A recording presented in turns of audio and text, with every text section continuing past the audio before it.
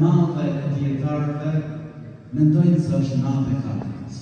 Madje ka pas për shokët profetit sallallahu alaihi wasallam, të cilët betoheshin se kjo natë është nata e katërt. Vëllezër dhe motra, profeti ynë sallallahu alaihi wasallam e orienton njeriu më të dashur tek zemra e tij, bashkëshorten e tij Aishën. Zoti qoftë i kënaqur prej saj, të bënte një lutje e cila është tepër madhështore.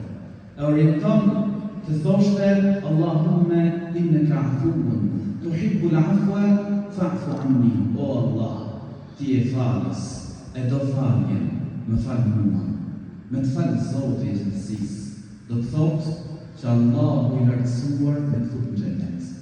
Me të falë Allahu i lartësuar, do të thotë që ti nuk sheh më të shpirësi, nuk sheh më pikëllim, por lumturi të përjetshme.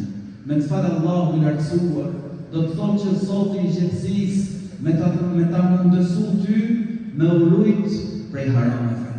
Dhe Allahu subhanahu wa ta'ala në librin e tij famëlar na fton neve si besimtar, neve si njerëz me u pendu dhe me u kthy tek ai. Wa tubu ila Allahi jami'an ayyuhal mu'minuna la'allakum tuflihun. Dhe pendohuni tek Allahu, që të gjithë ju o besimtar në mënyrë që të shpëtoni. Zoti i gjithësisë na fton për pendim. Allahu i lartësuar na fton me u kthy tek ai, me kërku falje prej tij. Dhe profeti ynë sallallahu alaihi wasallam ishte njëri prej atyre që pendohej tek Zoti i gjithësisë. Përmendet në transmetime se pendohej 100 herë, në transmetime tjera pendohej 70 herë, pra i kërkonte falje Allahut të lartësuar i dërguari i Zotit sallallahu alaihi wasallam. Allahu i lartësuar gëzohet me robën e tij i cili pendohet, i cili kërkon falje tek Allahu i lartësuar. Madje tregon profeti alayhi salam një herë kur kishin ardhur pra një grup njerëzish penj lufte dhe një grua e kishte humbur foshnjën e saj. Dhe në moment ajo e shikon foshnjën e saj dhe e merr e përqafon dhe afron pranë trupit të saj. Profeti sallallahu alaihi wasallam, ndërkohë që shokët e profetit po e shikonin si moment pra tepër i prekshëm që në nëmë gjinte fëmijën e saj, pas një kohë që ishte shkut dhe foshnje, e merr dhe e shtrëngon pranë saj. Profeti sallallahu alaihi wasallam i tregon shokëve të tij, i thot, a mendoni se kjo grua pra do të lejonte ta hirte foshnjën e saj në zjarr? Atëherë që jo.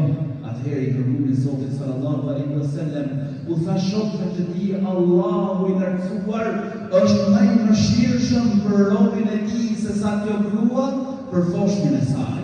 Zoti i gjithësisë gëzohet tepër me pendimin e robit të tij. Allahu i lartësuar gëzohet shumë kur robi i tij pendohet dhe kthehet tek ai. Madje tregon profeti sallallahu alaihi wasallam shembullin e një personi i cili ndodhet në shkretëtir dhe me deven e tij mbi të ka të ngarkuar ushqimin dhe pijen e tij. Dhe ndërkohë që ulet të pushojë diku, deveja ikën. Ndërkohë çohet shef djathtas, majtas, krejt shkretëtir, dhe ata që kanë vizituar këto vende e dinë se ç'është nxehtësia në ato vende. Shikon majtas, djathtas, por nuk ka gjë. Dhe nga lodhja i raskapitur ulet dhe kur pa prit mas ngren kokën e tij, shikon që deveja është kthyer tek ai, pra jetesa është kthyer tek ai.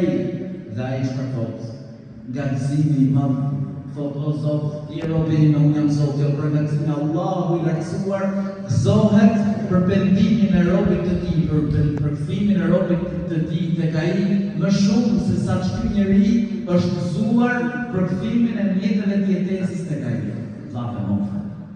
Dhe jo më kot, profeti alayhi salam e orienton bashkëshorten e tij, Aishën, Zoti qoftë i kënaqur prej saj, që kur ishte në natën e katërt, ka lutë Allahu ti e falës, e do faljen, më falë mua. Ne jemi në netët e fundit të muajit Ramazanit. Dhe është e udhës për çdo njërin që këtë muaj ta mbyll me një pendim të sinqert tek Allahu i lartësuar, me një kthim të sinqert të vendosur tek Zoti i gjatësisë. Nëse deri sot ke bërë mëkate dhe ke bërë gabime, është koha dhe momenti me u kthy tek Allahu i lartësuar me sinqeritet.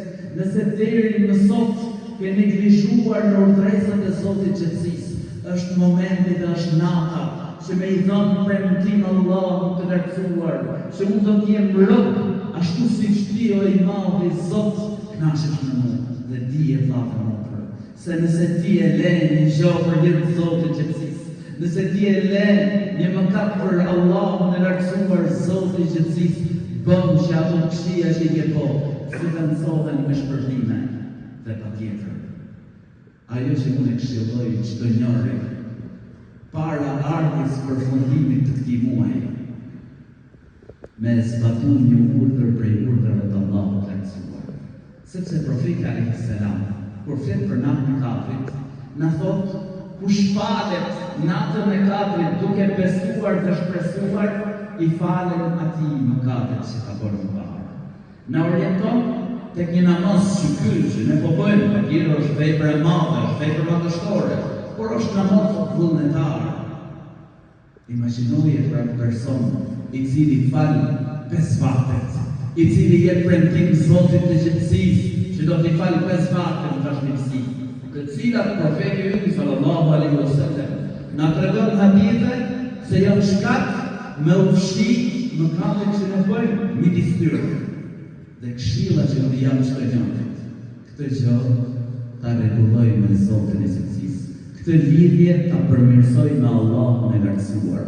Namazet që i kemi obligim, porositë e fundit që na ka lënë profeti sallallahu alaihi wasallam.